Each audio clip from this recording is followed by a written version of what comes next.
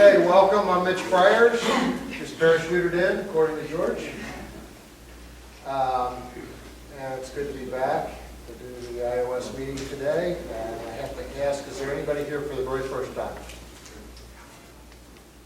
Good. Well, then we can get right into it.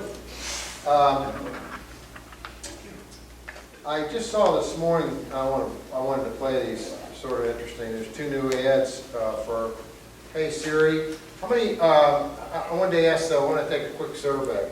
How many people have the watch? Okay, so a half a dozen, including myself. Everybody who has the watch, like the watch? No. Yeah, okay, good. Yeah, I think it's great. Be glad when the Watch 2 comes out and there's more health stuff, but I use mine all the time. How many here have an iPhone 6 or 6 Plus? Yeah, okay. And then I should have asked it the other way. How many have something less than a 6? Okay, so a few. Okay, good. So you didn't ask about 6S, sir? No, I said 6. Oh, I'm sorry. I meant 6S. Yeah. Yeah, I have the 6S. I'm sure a lot of you have the 6S. Yeah. Okay. I'm just curious, the ones that have something lower than a 6, are you planning on updating in the next 12 months? 12 months, Yeah. Okay. Good. I think the 6 or the 6 Plus, both those phones, 6 or the 6S, and the Pluses too, if you're the big one, are excellent devices. I just had a neighbor that went from a 5S to a 6S, and this guy is just in love with it. I mean, he just can't get over how much better the experience is with the new phone. And he uses the Hey Siri all the time. Now I use it a little bit, I don't use it a lot, but he uses it for a lot of things, and I'm using it a little bit more and more. And I don't have that ringtone. But yeah, that reminds me, if you could silence your phones, that would be good. So I was reading this morning, and Apple had a couple new ads on Hey Siri, and I just wanted to play them real quick. So we're going to do that first.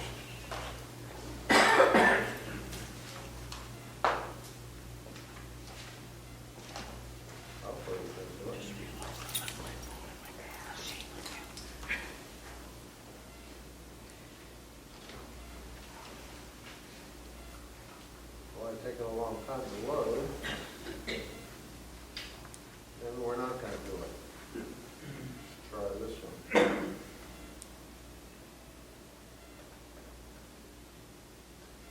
Does this internet usually work this slow?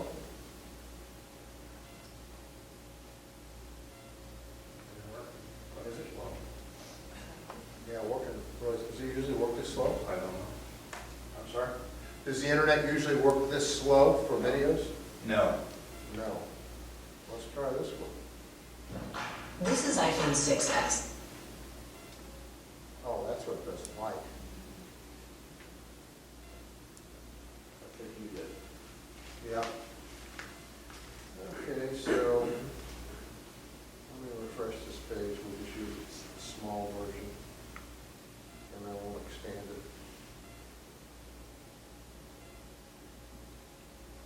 This does not like that. This is iPhone 6S. Not much has changed, except now you can say, Hey Siri. Hey Siri. which changes how you get in touch, how you get answers. Who was the Prime Minister of Britain in 1868? The answer is Benjamin Disraeli. Of course. Oh, you know that. Probably a very expensive Coffee shop with outdoor seating. So you can do almost anything just with your voice. Say the number one song from 1979. So yeah, that's what's changed. Not helpful. Not helpful? No, they're just switching back and forth and you can't focus on what's going on. Yeah. Well, I think the whole point of the ad is that with this Hey Siri, you can do a lot of things. You can go, Hey Siri, as the ad said, who was the Prime Minister in 1885, and it'll come up and it'll tell you who was the president in 18:05, it'll tell you.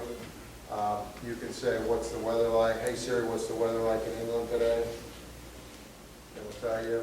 Hey Siri, call home, if you have your home in there, or call George.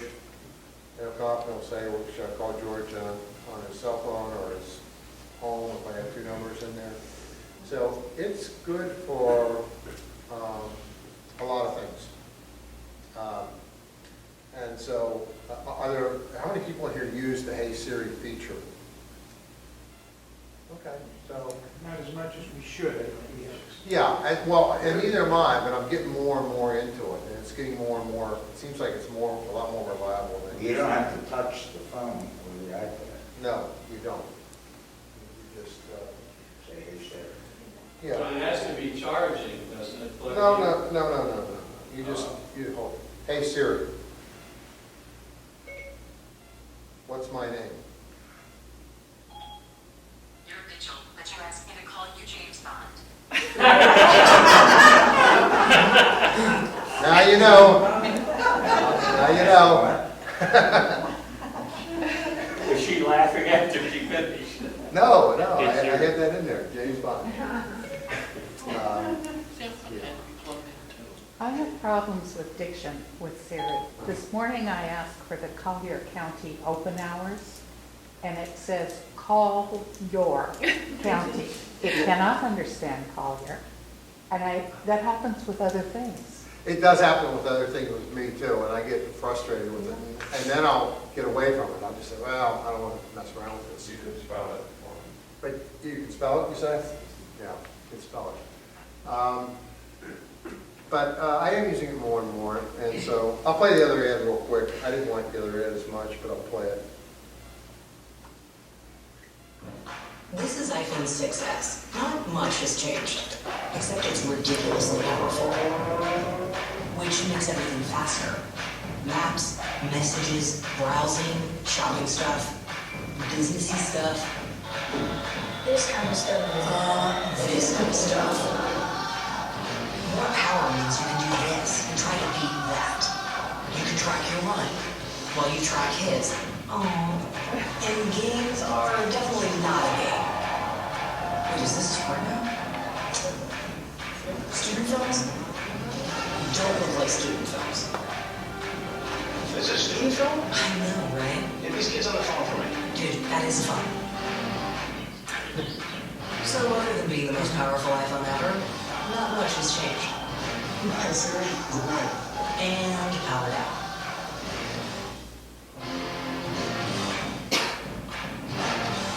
Okay. So those are the two latest ads that you might see on TV in the next few weeks. There was one other thing that that came up that I'm going to mention. I don't have it on this iPad, so I can't show it, but I was reading about new apps and in an article, and there's an app called Pay Finders. P-A-Y, second word, F-I-N-D-E-R-S. It's free. And what it shows you is it'll show you all the places around where you're at. You can set it like within 5 miles of here that accept Apple Pay. And I found it sort of interesting because like there was one place on Fifth Avenue that accepts Apple Pay. Anybody want to guess? Hmm? Yeah. Starbucks. No, on Fifth Avenue. Avenue 5. Not Starbucks, at least it wasn't listed as yet. I know they're in the process of accepting it. It is the sub place, Subway.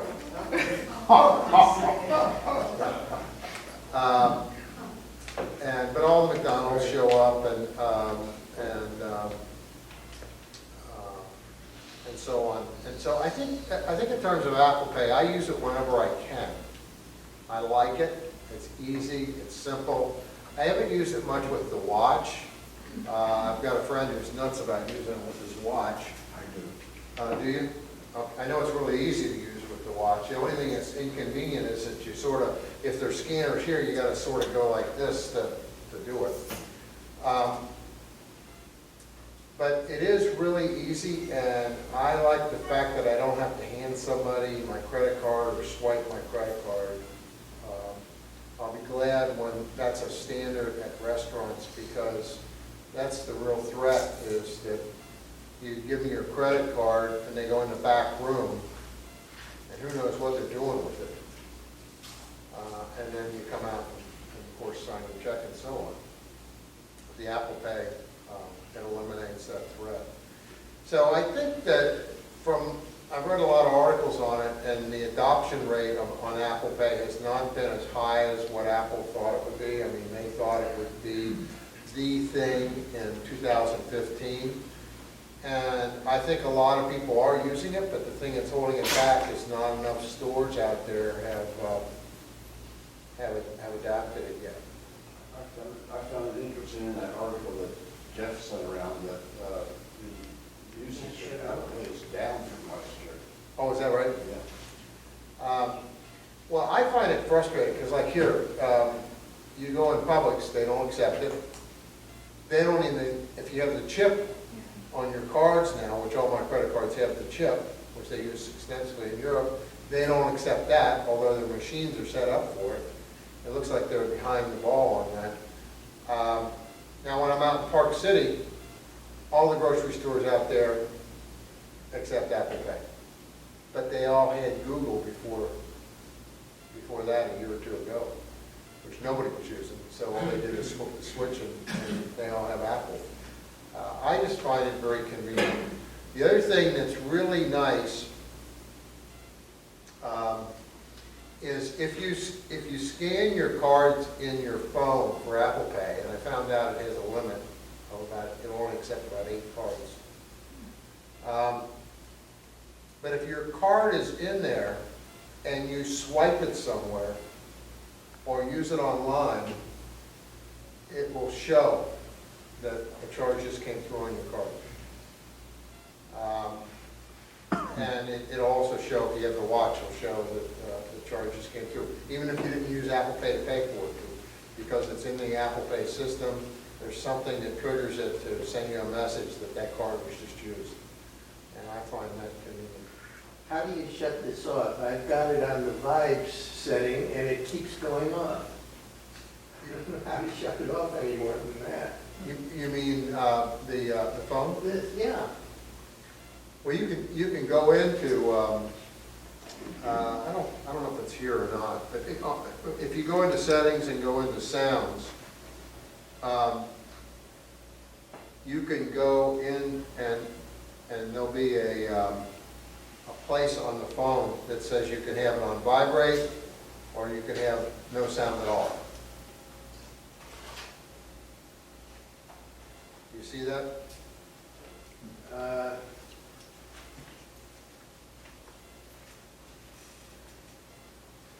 Yeah, vibrate on ring, you could vibrate on sound. You can turn both of those off and it'll stop. But I want it to vibrate, I just Oh. don't want it to ring.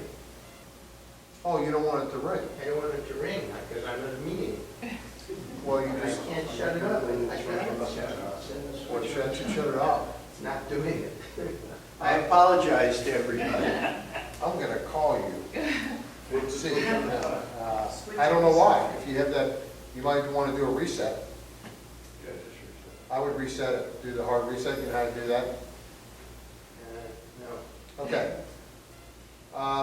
The hard reset is that on the phone or That's what an moves all iPad. my data, isn't it? No, you don't lose anything. You hold down on the 5, or you hold down that top button, and you hold this down, both at the same time. You keep on holding both of them until the screen goes black and the apple appears. And when the apple appears, you let up. Did you get the apple? Okay. And that resets a lot of things. So if you're ever having problems with your phone or your iPad, that's the first thing you want to do. They call it a hard reset, but it doesn't erase any of your data. Yes? I also find it's helpful if you just shut the phone off completely. Yes. Which is not a hard reset, but it's, You can also, that's actually the first one they'll tell you to do, is just turn off the phone. And holding either on the new ones it's on the side or on the old ones it's at the top, and get the bar and slide it over and turn it off. I find it's just easier to do the hard reset. So that's usually what I do, and I usually end up doing that once every week or two. There'll be something that's up. Okay, had a couple of questions come through today, and let me get to those.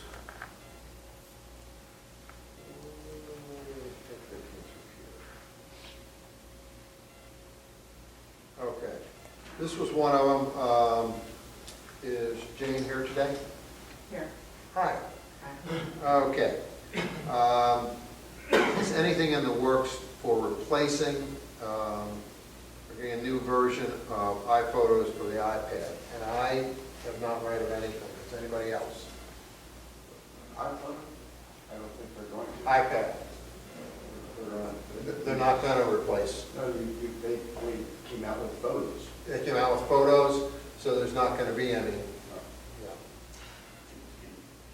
Disappointed. Wait, what was the question again? The question was, is there anything in the works to come up with the new iPhoto on the iPad? And since they came out with photos, that is the replacement. And I'm not happy with that photos thing at all. Yeah. I have a little more difficulty using that than I would like. And it drives my wife crazy that they've reorganized their photos and put them by dates, and they're not where she thinks they should be. And, anyhow, but I'm not happy with that either. Then there was another question that I emailed somebody about. Let me see if I can find that real quick. Oh, yes, here it is. Is Marty here today? Hi, Marty. Did those emails I sent you make sense? I frankly didn't look at it. Oh, you didn't look at it yet? Okay. Well, Marty asked, when does the iPhone ring on the iPad? How do you stop it from ringing? When do messages appear on the iPad and on the iPhone and the iPad, and how do you stop it from doing so? What exactly is handoff, and the other linking processes Apple has put in place? And I sent him 2 articles that I'd be glad to post that explain the second 2, particularly the third question, in detail. But the first one is pretty easy. So if you go to... So wait, what was the first question? The first question was having the phone ring on your iPad or a computer. And how do you turn that off or on? And you go to FaceTime, which is up here on my machine. So I'll go to FaceTime. Oh, I'm sorry, you gotta go to FaceTime settings. Let me go to settings. And, FaceTime settings? Yeah. Let's see. Did I want past it? All right, FaceTime. And then when you're in FaceTimes and settings, that call from iPhones, I have that turned off.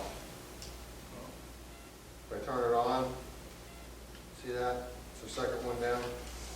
So if you have it turned off, if I receive a call, it will not ring on my iPad. And it's the same thing on the computer. On the computer, you go into probably preferences, isn't it? Yeah, preferences. When you have preferences for FaceTime, and turn that feature off. And when they first came out with that, I thought it was a great feature. But then I'd be sitting in my living room, and I'd have all these devices ringing at one time. And the problem was that I'd answer the phone, and the other ones would still ring. Right. So I turned it off, and I never use it. That's going to probably cause me a divorce, that whole issue. My wife cannot stand noise of any kind. Yeah. And when they all ring at one time, and when you answer them and they continue to ring,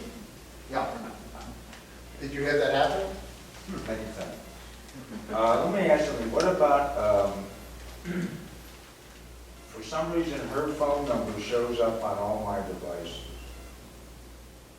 Her cell phone. That usually has something to do with your iCloud. Are you sharing the same iCloud? Not good. If you share the same, Very bad. yeah, very bad. Very, very bad. Well, we share it so we don't have to, so if I buy, we have the same apps. Yeah, but No, that's set different. up one for her separate, and then you can go back and forth between yours and hers. But if she's operating normally off of hers, then Yeah. What did Jerry just say? Well, they came up with a way that you could do family share for purchases. So one of the things that you can do is have her set up a separate iCloud account or iTunes account and do the family share. What I've done from day one is that we have one Apple ID that we use for all of our purchases. Okay? We then each have separate Apple IDs for iCloud. So I have my own iCloud account. My wife has her own iCloud account. And then we have one account that we use for all of our purchases that we both share. Now, what that configuration allows me to do is to keep my email private, my phone stuff private, my messages private, hers private, her phone number isn't coming in on my devices at all. Yeah, at this point, we have nothing private. Yeah. So now, the other way to do it, to accomplish the same thing, is I could have done the Apple ID for purchases for myself and her, and also done the Apple ID for purchases for my iCloud account, for me, and then had her do her own iCloud account. So I could have had just two. Follow me? But from day one, we set it up as three, and I sort of like that. Yes? My wife and I often are reading the same book, so we download the book, and we can both watch it on our devices.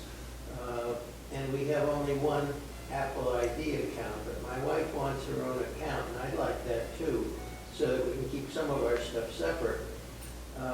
If we do that, we would have to buy the book twice. Yes. Well, that's not a good idea. Well, you'd have to buy it twice, or you'd have to do the family share. Is anybody here using the family share? And does that, I don't use it, so does that work? Can you chime in? Does it work well? Oh, yeah, no problem. Okay. Easily. Okay. How about you, Don? Any problems with family share? Well, no, except I put my granddaughter on it, and the apps don't come down to my computer, but when I go to iTunes to update all apps, I've got all of these middle school girl apps. But for a while, they were coming to my devices, and I called, or somehow I fixed that, or I posted on the Apple forum. Okay. So, you could each have your own and do the family share, and that might work for you as well. But if you look at mine, I'll show you mine real quick. So if I go to, it's actually in settings. If I go to iCloud, you'll see it's Mitch Bryars at mac.com. That's my account on iCloud. And my wife's is Casey Bryars at, I think hers is me.com. Okay, then if I go to iTunes, right underneath this, iTunes and App Store, you'll see that the Apple ID is Mitchell Bryars at yahoo.com.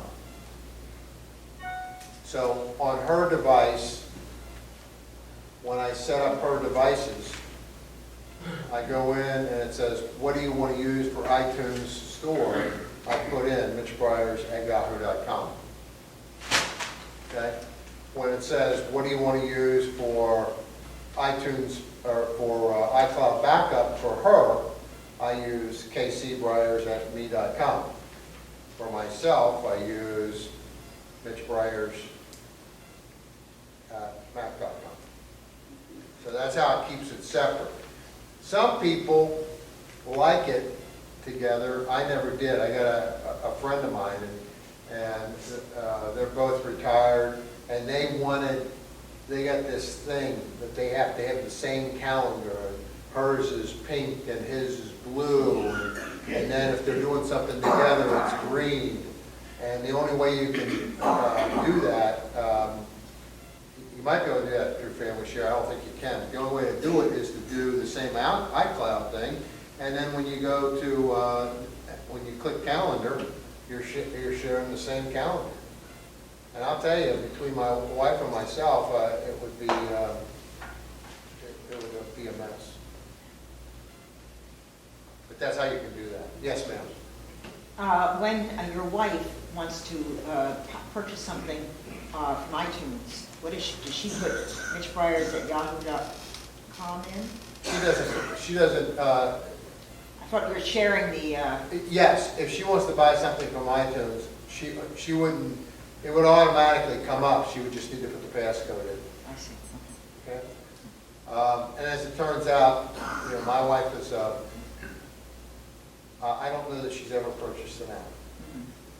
She has purchased some music, and she'll just, on the rare occasion when she does, she'll ask me, what do you, what's the passcode? Right. It's a pretty complicated passcode.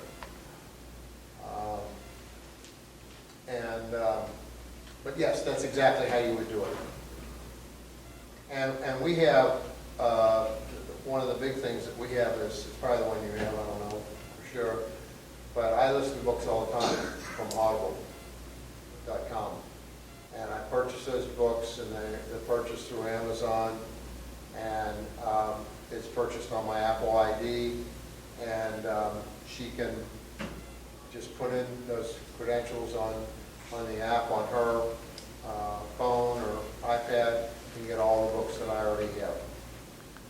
Yes? I should bring up in iTunes all the apps that we have. And if I push iPhone, it's the apps for the iPhone. If I push iPad, it's the apps for the iPad, or I can do both. Yes. Now, when I do a synchronization, all those iPhone apps come onto my phone. But a good many of those apps are things that my wife has. She does different things from what I do. And I don't want all her apps cluttering up my phone and vice versa.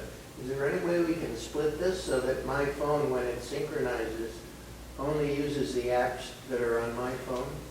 I think the only way to do that is going to be if you have your own iCloud account, and she has her own iCloud account. Yes.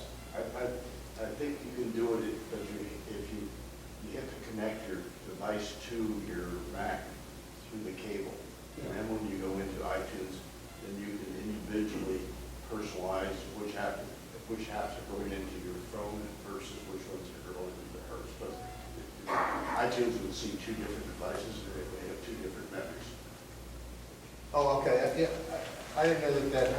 I haven't seen that come up.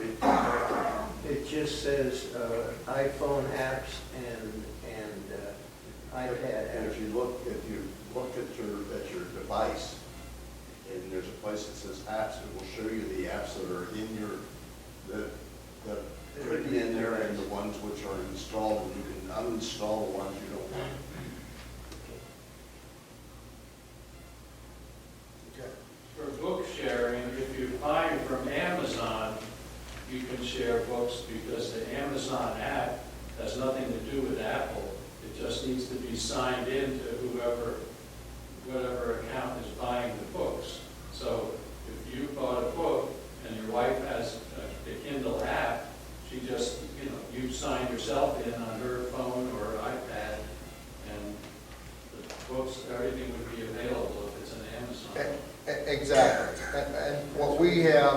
is not that type of book. We have the Audible, audible.com. But Audible, I think I might have it here. I never use it on my iPad, so I don't know if I do it on, yeah, sure. How about that, under books? Audible. And so if I install this app, she doesn't use it, but I think she's going to use it shortly. If I install this app, Which app? theaudible.com. If you just search for Audible, and it's a free download. So I have all these books, and they're sort of grayed out, and the reason that they're grayed out is because they're up in the cloud, because I don't listen to them from my iPad. I listen to them from my phone. If you look at my phone, you can see that several of these are there. So as you can see, there's a lot of books I've listened to. A lot of these I haven't listened to yet, but most of them I have. So if she goes to iTunes, downloads audible.com or the Audible app, and I give her my credentials to log in, this is what will come up. And then she can download whatever book that I have purchased. And they are purchased through Amazon, because when I get the receipt, it says Amazon. Then she can listen to the book, have her own bookmarks, and so on. Yes? I have an unrelated question, but it is an iPhone. I had a call from my son. I wasn't at home and didn't answer. He left a message. Yes. When I got home and saw the message, I went to retrieve it, and it asked for a 4-digit code. Well, I've had a 4-digit code ever since I set up an iPhone, but it would not accept it. It kept saying it wouldn't accept it. Has that got something to do with iCloud? No. Who's your carrier? Sprint. Yeah. I can tell you about AT&T. Every time I get a new phone, and I don't know if you've recently got a new phone, but every time I get a new phone, I generally have to, for my voice messages, I have to go in and enter a code that I've set up, and it's a 4-digit code. I think it's a 4-digit code with AT&T that reactivates or unlocks my messages for that device.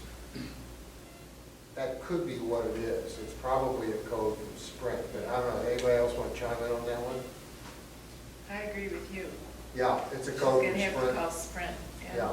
So I would go to. I never did set one up with Sprint that I'm aware of, but I did. If you have that message still, Okay.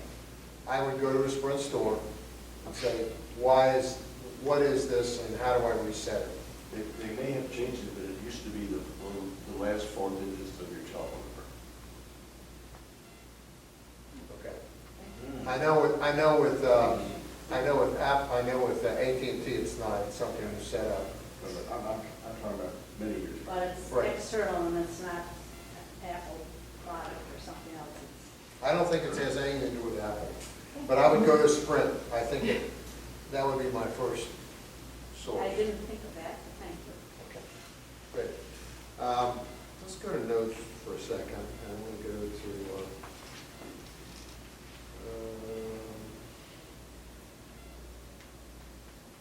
see, unquote notes. Search, and I think if I go,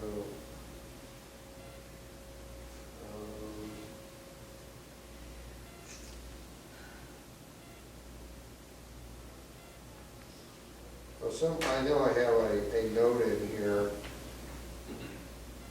that gives me that code.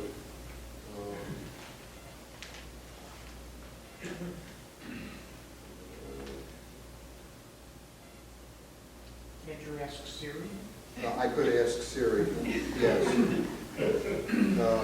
But the point I was going to make is that if you put that somewhere on your device, those codes, or I might have it in 1Password. But all my codes I generally put on my device where I can search for them and find them. Because that AT&T code I only need once a year or so when I get a new device. Well, I had Sprint since day Yeah, have you just gotten a new phone at all? No. I'd still go to them, because or else try the last 4 digits of your phone number, as Jerry suggested, and see if that unlocks it. If it does, make a note, put it in your notes.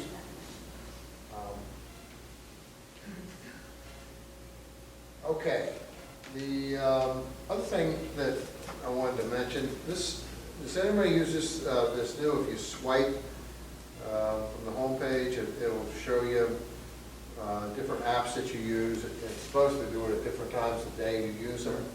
I don't know how good it is at doing that, because I'll do it and I'll say, well, I normally get in this app at this time of day, why is it listed here? It's not.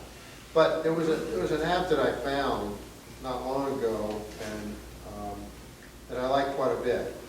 And it's this Movie of the Day app. It's a free app. And what they do is every day they offer a movie, usually for $3 to $5, that normally sells for $10 to $15 from Apple.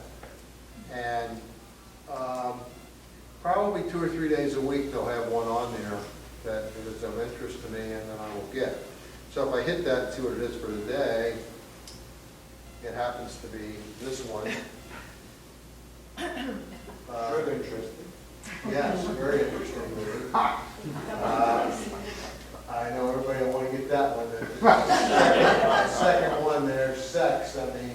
Well, we'll come over to your place and watch it. Big screen. And you can see that the time is clicking down, because this thing is a 24-hour special, and then but the other thing is it will show other ones. So yesterday was a Shirley Temple one from 1938. Oh boy.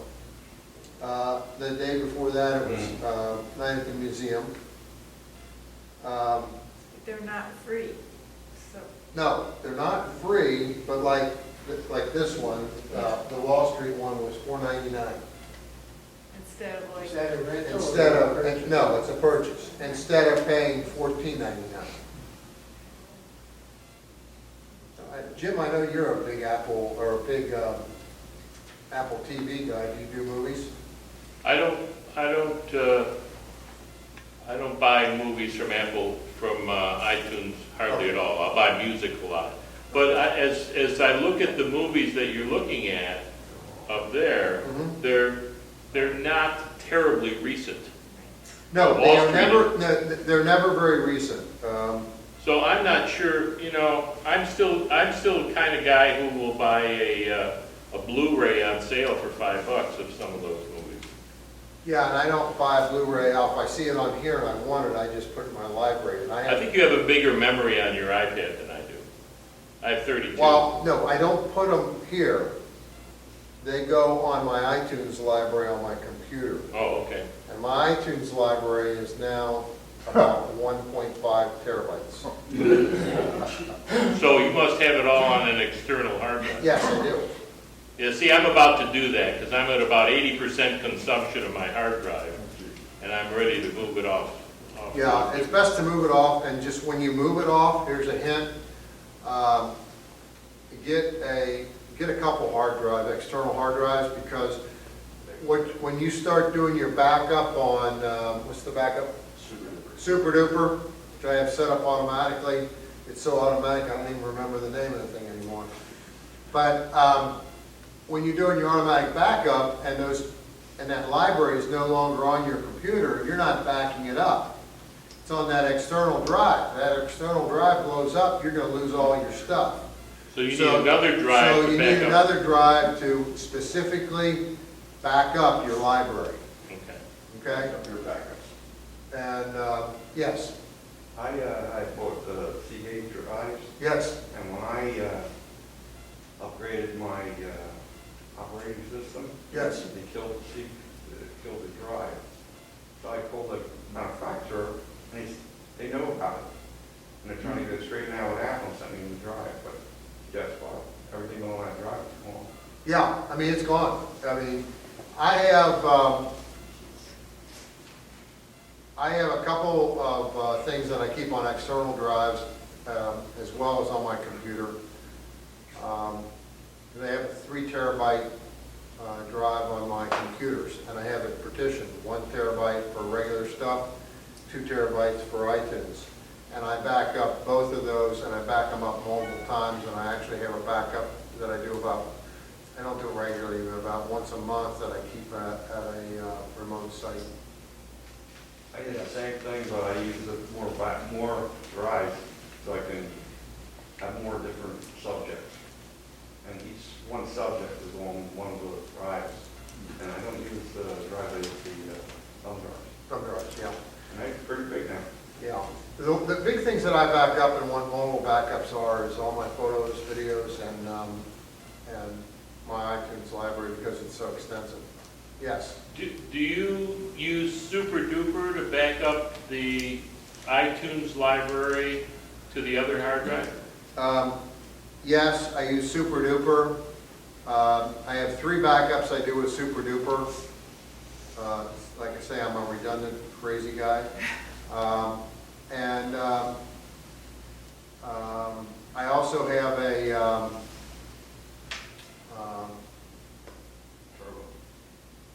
no, it's the yeah, Drobo. I have a Drobo that automatically backs up every night. That Dennis DiGiacomo got me to get 2 or 3 years ago, and I really like that. So I only had one bad experience a number of years ago, almost when computers were invented, I guess. And I lost about 20 photos out of about 3,000 at that time. And it was because I hadn't done a backup in a week or 2. And I didn't feel bad about losing the 20 photos. They weren't critical photos, but I thought, you know what, this isn't going to happen again. And so, but this is, if you buy movies from Apple, this is a good app to have. They also have let me go real quick here to I'll show you something in iTunes.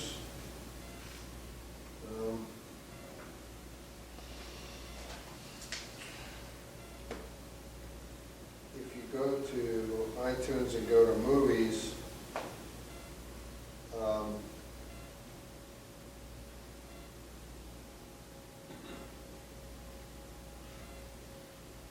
they have a movie of the week, and I just noticed this the other day, that they sell every week. It changes for 99 cents.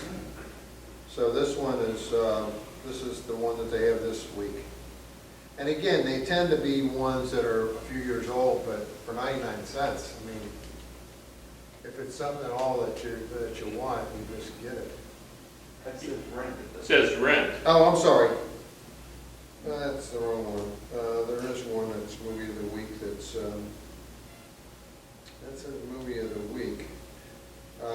It was purchased the other day. Well, a 99-cent rental would be a bargain too. Absolutely, absolutely. And then, if you go down to the bottom, and I buy a lot of stuff with them, you can pre-order stuff that is still at the theaters. Huh? Yeah, but I'm crazy, so. And so, if you say, oh, you know, I'm going to want that Star Wars, this is for the whole collection of Star Wars. I don't want that. But if you, and those are bundled movies. But if you said, oh yeah, I'm going to want this Mockingbird 2, that's the, Mockingbird Part 2. Yeah, I want to pre-order that. You hit here, pre-order, and it'll probably ask for this. And it'll come up, and it'll basically tell me firm pre-order, and it'll say I've already pre-ordered it because I did. So you can't order it twice if you pre-ordered it. And so that's a little on that, and I'll show you one more thing on. What was the app called again? Movie of the day. Yes. That's your question. you actually just swipe where you brought the, This one? yeah. Yes. How, the recent contacts or whatever it is at the top line, how are those adjusted? Because I have a couple that I haven't sent an email to in 6 months, but they're showing up. I really don't, I'm really not sure, because I'm really not sure, because there's a couple on there. The first one is in the ski outfits, my son. Well, I did talk to him last night late. My wife's the number 2. The third one is my business partner. I'm semi-retired, so she's really taking over the practice. And shows you how hard she's working there. And that's a true photo of her. She's probably kill me if I'm sitting there sleeping, and we were in between appointments in Cincinnati about 4 or 5 years ago, and we were just doing these appointments back to back, and she fell asleep in that different picture. But I talked to her before I got here, on the way here. So why isn't she number 1? I don't know. The other guy, Rick, is the guy I bike with. I talk to him regularly. The other one's my granddaughter, Sophia. I haven't talked to her in a couple weeks. And the other one, I haven't talked to her in a couple weeks either. So I don't know. Okay. I've read on it, there's something called Zero Suggest in the setups, but that doesn't seem to make any difference. I wonder if it, I wonder what it says on my phone.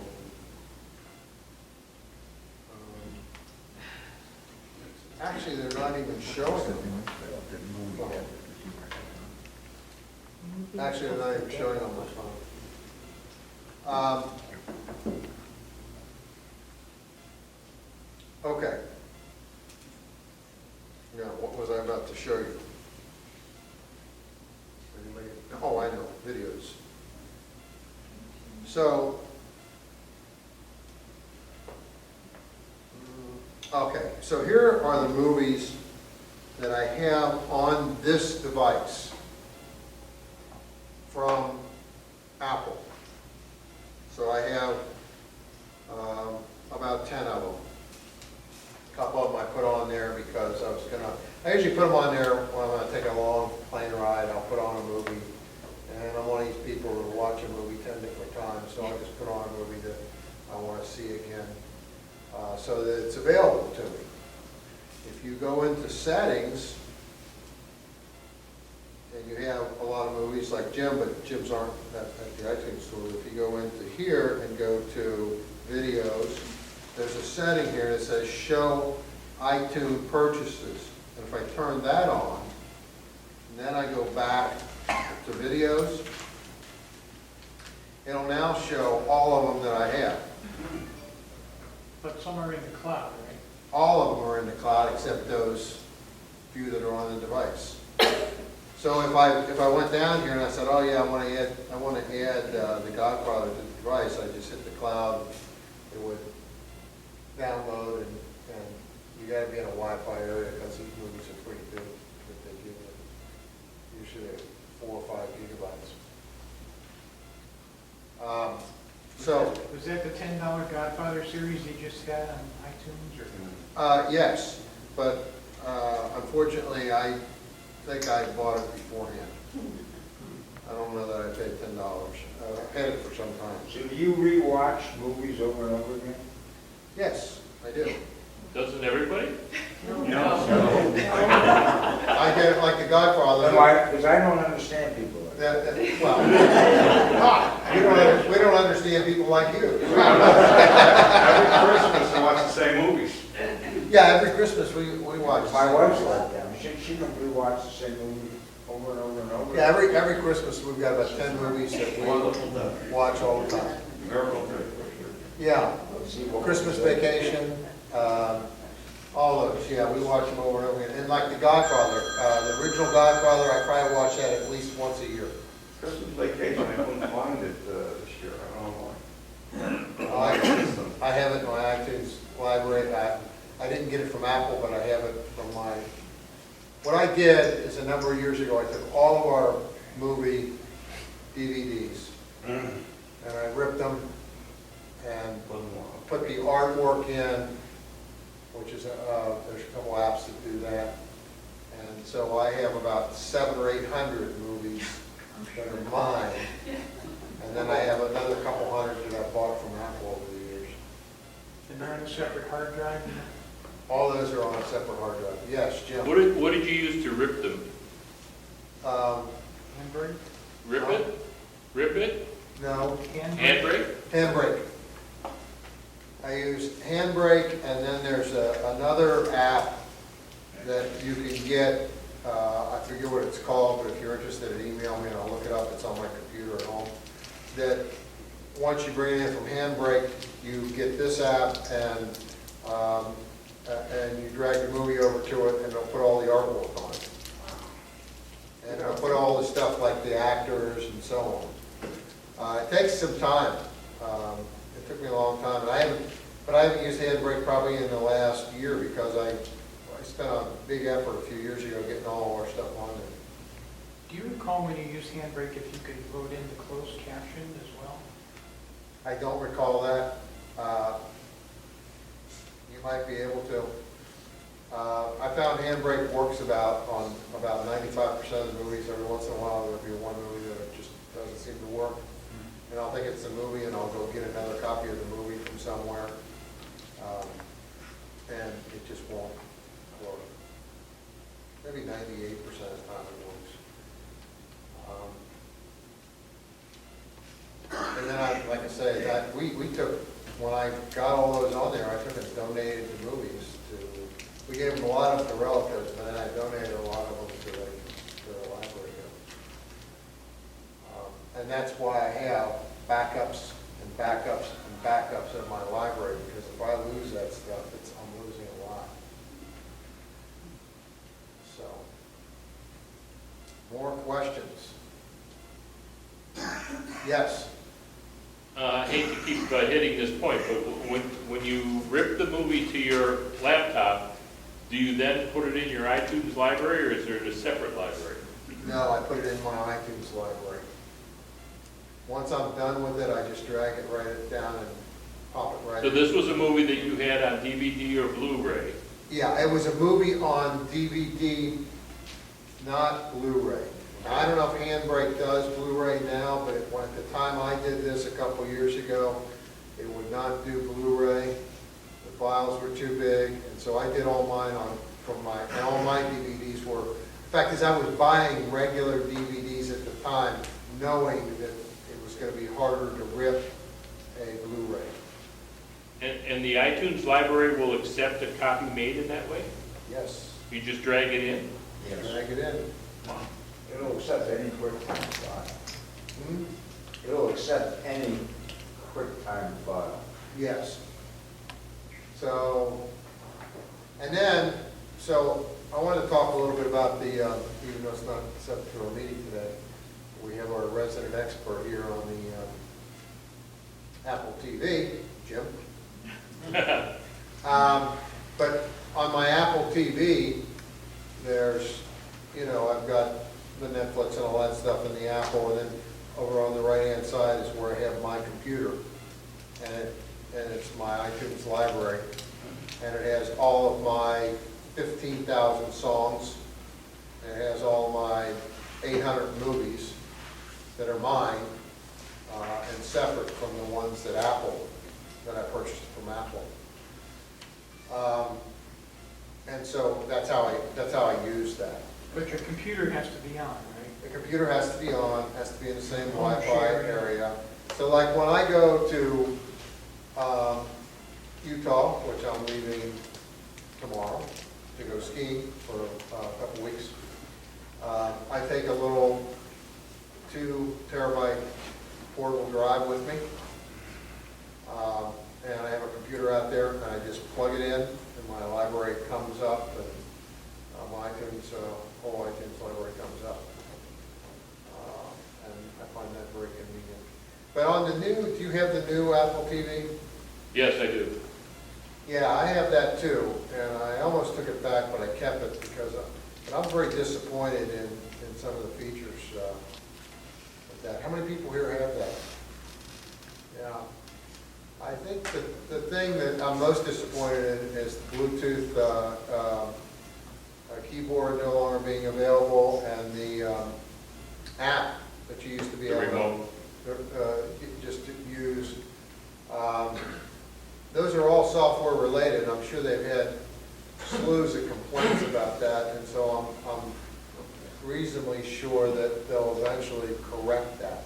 I found searches on it to be very, very annoying because it has the alphabet and the characters all in one line like Comcast does. Yes. However, there was a posting to the MUG email that said a fix is to use the old, if you have an old Apple TV and a silver remote, that if you open the new Apple TV with the silver remote, you get the old keyboard, which was rectangular shaped, and you could get to them.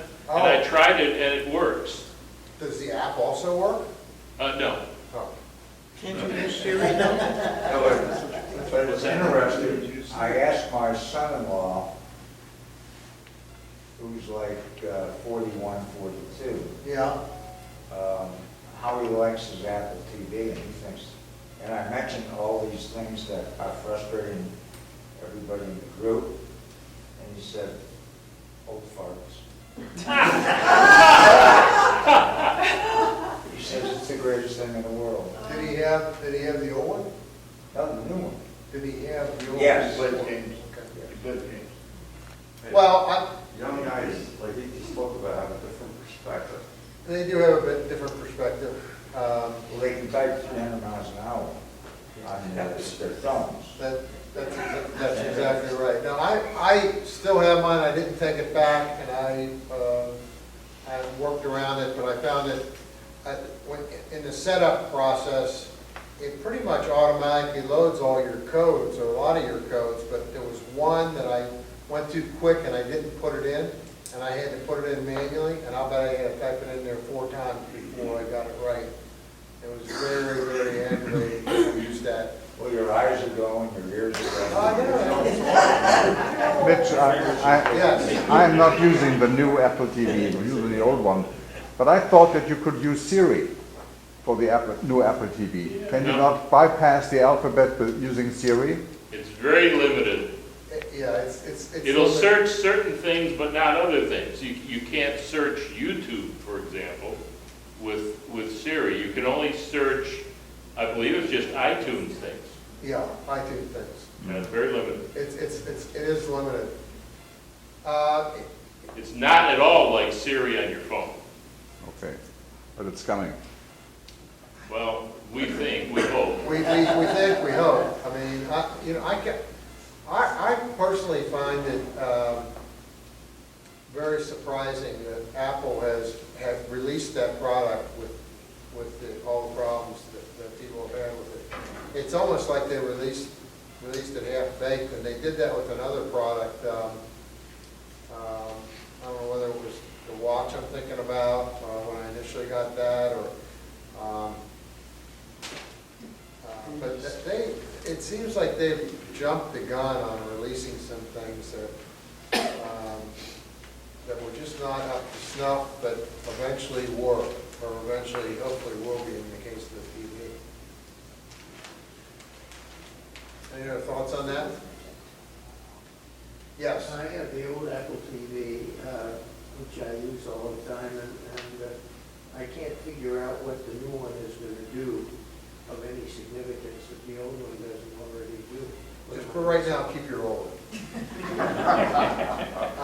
What is the answer to that question? Well, the answer to the question is that with the new one, you can download apps on your Apple TV.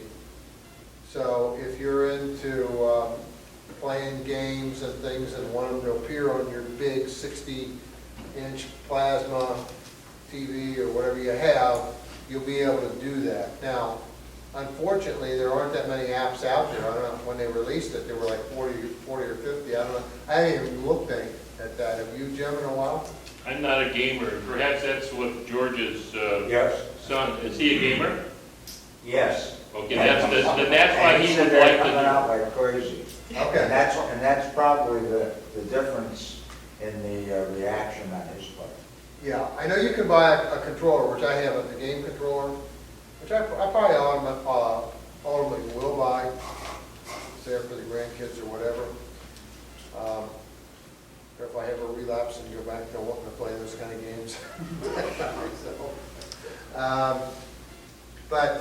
So the big thing is the App Store. And the remote, aside from this typing issue and no Bluetooth, the remote and sliding around and so on, it's got like a touchpad on it, and it's really, I use it every day, and so I like that. I find it very sensitive though, because sometimes I think I'm on the right thing, and when I hit it, it gets the one before. Yes, it is very sensitive. I agree. I think it's almost overly sensitive. Yeah. It's not as precise as the click wheel. No, it's not as precise.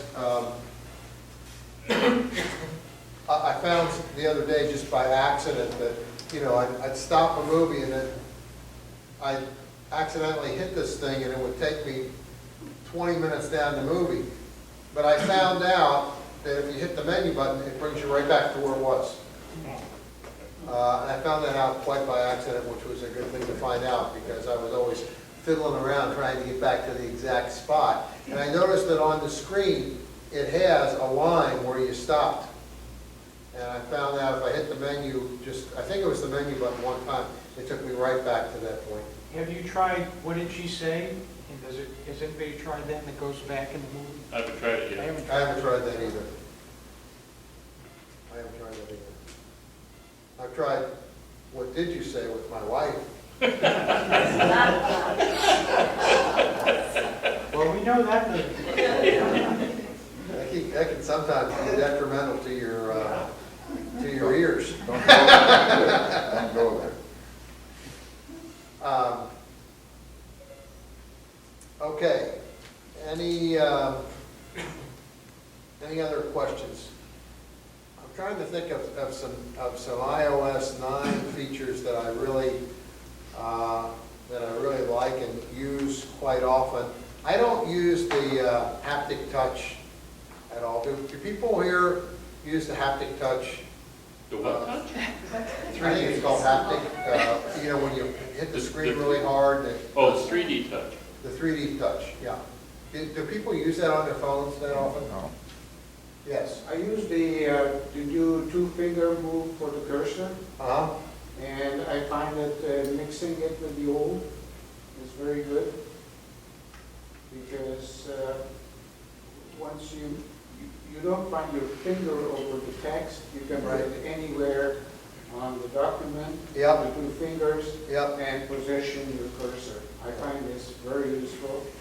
Yeah, I don't use it all the time, but kind of as an alternative. Yeah, and I played with that when it initially came out, and I did not, then I got away with it. I'm glad you mentioned it. I'll have to get back into that. The other good one is the same thing, the two fingers holding down, and then you get the selection.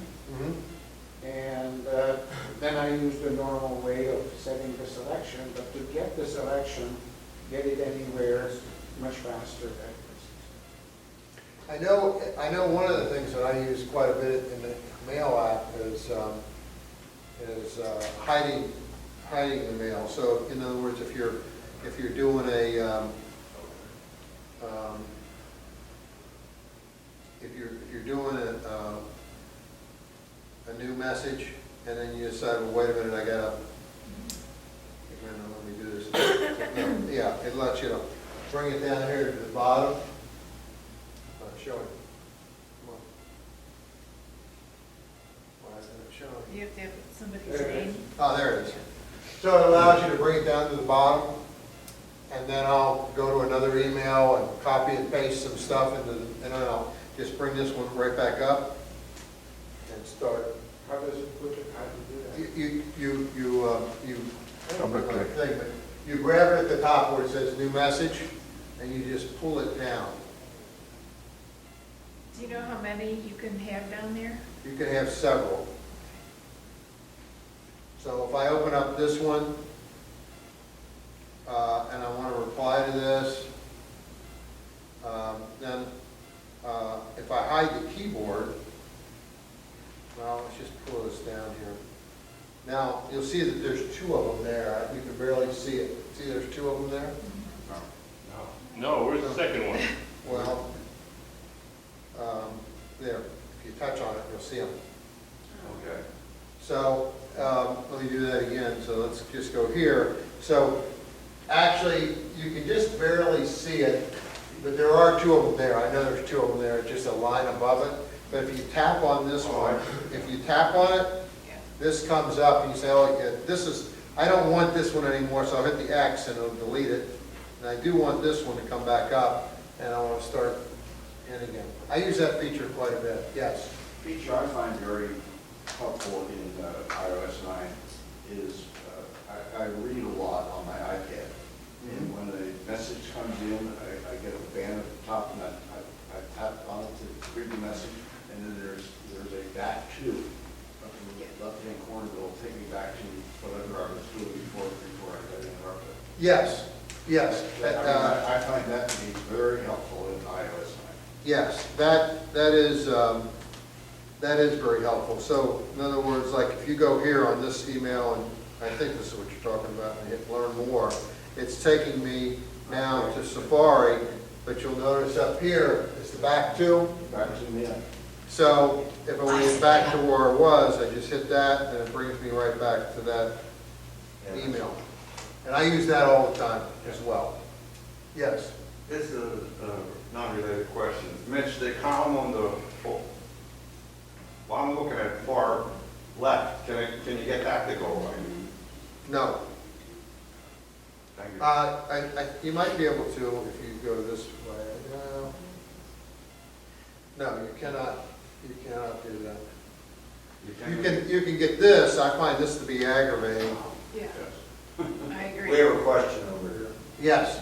Which is a general best practices question, Kathy Whalen.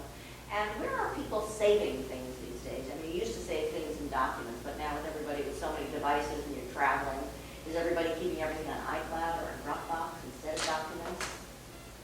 I personally, if it's something of importance, I usually keep it in Dropbox. That's my go-to area. I also keep a lot of things in Notes, which are in iCloud. So, yes, Jim. Well, since you asked, the things that I keep in Dropbox are the things that I know I'm going to want to have access across devices. I don't put anything in Dropbox that I'm not certain that I'm going to probably want to see in my iPad and my laptop. So documents is not being used very much. No, some of the things I save are documents in Dropbox, but they're documents that I know I'm going to want across devices. So one of the things that I do, and I know there's somebody here, it might be Eckert. Eckert is our paperless guy, right? Yes. Yes, I know it. And you use, so I think that this will be, and that's the last thing we're going to have time for, but the thing that I use is this Scanner Pro. And I use it on my iPhone, actually. And so if you scan a document on here, and once you scan a document, I don't know why this isn't coming up, but, well, I know what I can do. I can turn this off. Turn this on, and I can really show you. Okay, so.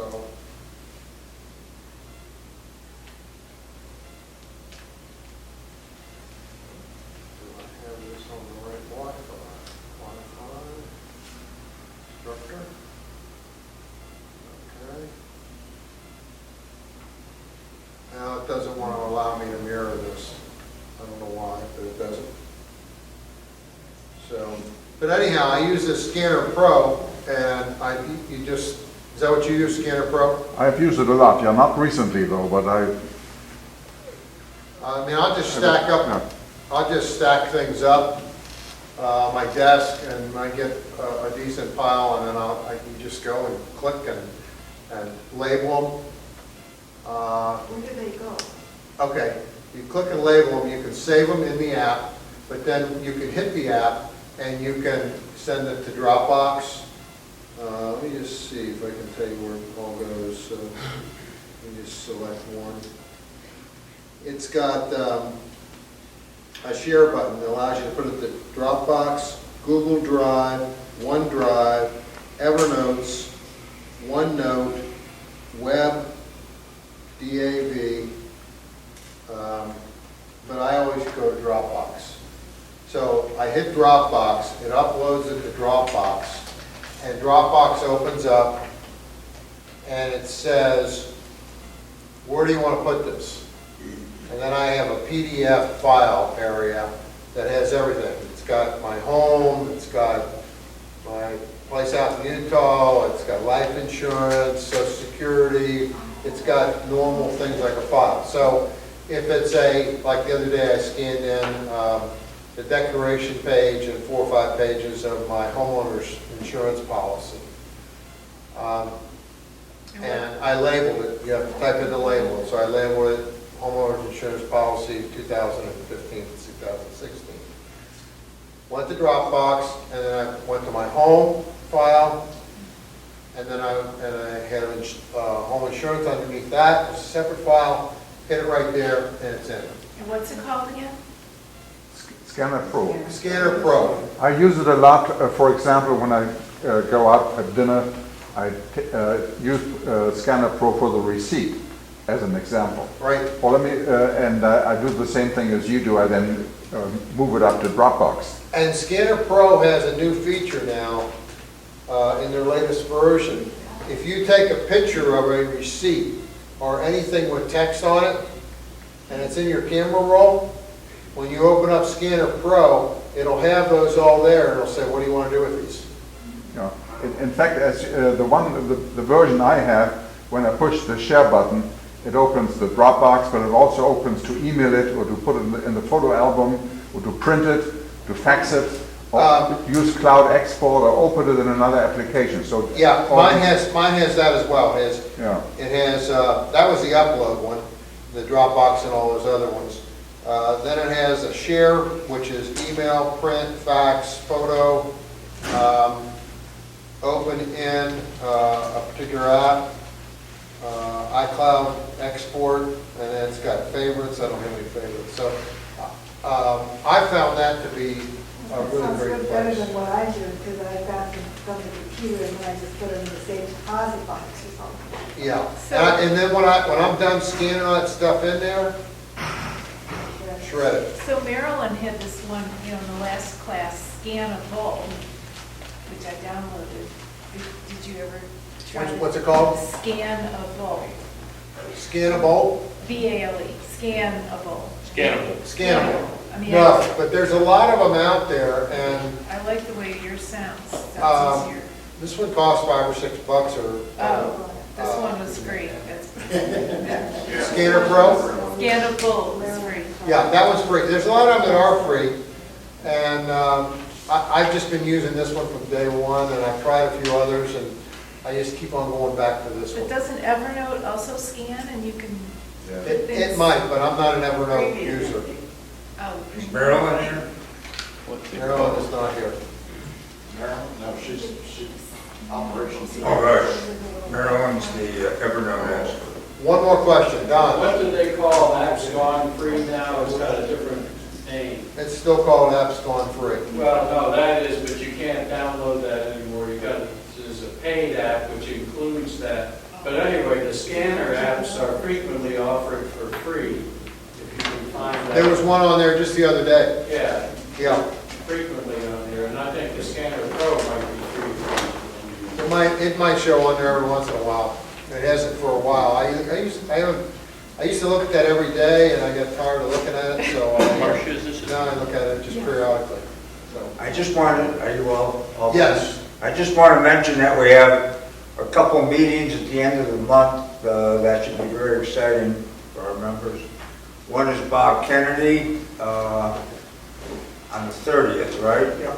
And he will be covering some pictures and a trip that he made to Nova Scotia, and you want to say a few words? Well, I thought that rather than going into details, what do I do with the pictures in Photoshop, what I will do is I show you a number of pictures and I show you what I did as opposed to how I did it. In other words, how does it come out of the camera, why I want it different, and what I did with it, not the details of how it's done. And then the week before that, one of our newer members, Peter Frank, will be, and I had sent a note out to see if there was any interest, and there was quite a bit, on time-lapse photography. So that's the fourth week. And he's got some terrific videos that he has personally done with time-lapse. George? Yes. What are we doing on the 14th, Monday? Oh, that's Jeff. Jeff, okay. And I'm not exactly sure. That's Monday, December the 14th at 5 o'clock. Right. And I will be back on the 6th. I think that's what we agreed to. Of December. No, the 6th of January. This is his last appearance this month, correct? This month. Well, I might be here, I get back before Christmas, so I might be at Bob's meeting or so on. We'll see, we've got out-of-town company. Because I said this was your last appearance. Okay, then I won't come. No. The time-lapse one is what date?